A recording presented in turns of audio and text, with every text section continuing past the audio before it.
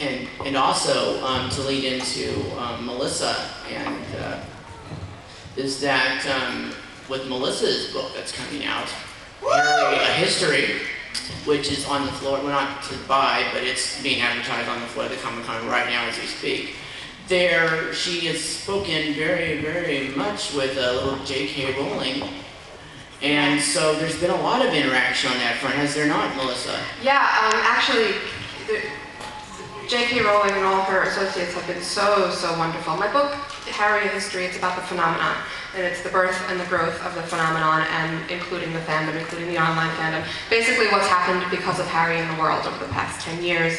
And when J.K. Rowling, I told her about it, she was welcoming, open arms. I asked her for an interview, she absolutely granted it. I spent 2 days in her house in Edinburgh talking with her about the phenomenon, and she was open and welcoming, wonderful, no restrictions. You know, you expect a woman of her worldly status to have some sort of restriction. Never asked for oversight. None of her people, her editors, her lawyers, her agents, anything. They were wonderful.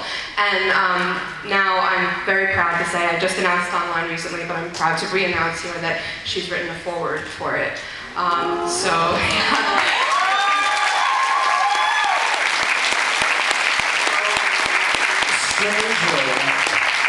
Yeah, so when you talk about interaction from the publishers, from the creators of a property, I don't think we've had it better than we've had it in the Harry Potter franchise, which is not to say there hasn't been a growth spurt. There really was. I mean, in the beginning, Warner Bros. Kind of didn't quite understand that there was this young fan base coming up who were creating websites, who were, you know, just expressing themselves, and there was a whole thing, and I think Heidi wants to talk about this, back in 2000, 2001, called Potter War.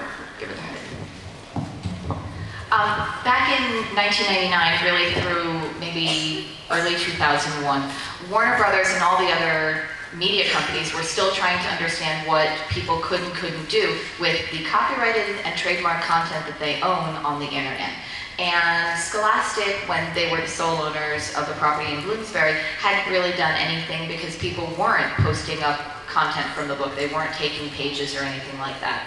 But when Warner Brothers owned it and the trademark situation changed a little bit, and they were trying to register all of the words, all of the names and all the characters in the book as trademarks, they started to have the opinion for a very, very brief time that they quickly got over, that their trademark terms should not and could not be used by fans on the internet. And it lasted for about a year or so.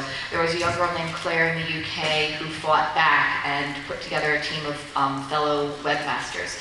And they set up something called Potter Wars. Claire got the one who got the cease and desist letter went to the press, but Heather Logger and a man named Alistair Alexander set up Potter War. And basically Alistair Alexander had done similar with eToys. eToys. Can you hear? No. Okay, sorry. Oops, sorry. Claire Field is the 13-year-old who got the cease and desist letter that kind of pushed things over the top. She went to her father, who went to the press, and all of a sudden the Mirror runs a story, you know, kid, you know, stomped on by Warner Bros. And, you know, all of a sudden there was a huge reaction. And then there was Potter War. Heather Logger heard about this, and some of her online friends had experienced the same, and she and a guy named Alistair Alexander put together a thing called Potter War. And they really, they got in the press, they got a lot of coverage out of it, they were really proactive. And at the same time, Warner Brothers was realizing what these letters, which they didn't really think they had to reword from what they would send anything else. So it was like this really polysyllabic lawyer letter. You're endangering our property, you know. So a 13-year-old gets this letter and she thinks that J.K. Rowling is personally mad at her, and you know, and she's crying, and so they realized, they said, whoa, we made a mistake. We're sorry. We're rescinding them. So it took a while for it all to kind of bleed out of the press, but it's gone now. Only with pornographic stuff does that happen now. But what Warner Brothers did, in part because they had AOL along for the ride, was they set up something where you could become an official Potter webmaster. And you could sign up and you would get things like the Hogwarts seal and the house crests that you could put on your website, or you could put on your AIM messenger thing, and you were allowed to use all of those. And you basically signed something that said you were using them with permission. And as a trademark lawyer in real life, that's the right way to go about it in this modern media age. You give everybody a license to use it. They don't own it, they can't accrue rights to it, but you are the one who's controlling their usage of it. And theoretically, you could tell them to stop.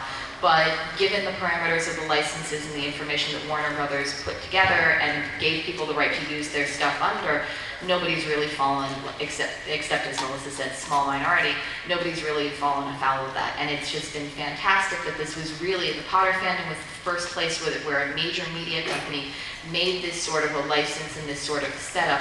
And now it's just ordinary. The Twilight fandom, they got a movie announced, and all these things immediately started promulgating, and that's just the way that a fandom is built these days. You start off with the content, and the networks and the movie companies don't really seem to care anymore if you're using it responsibly. We kind of realize it's good press.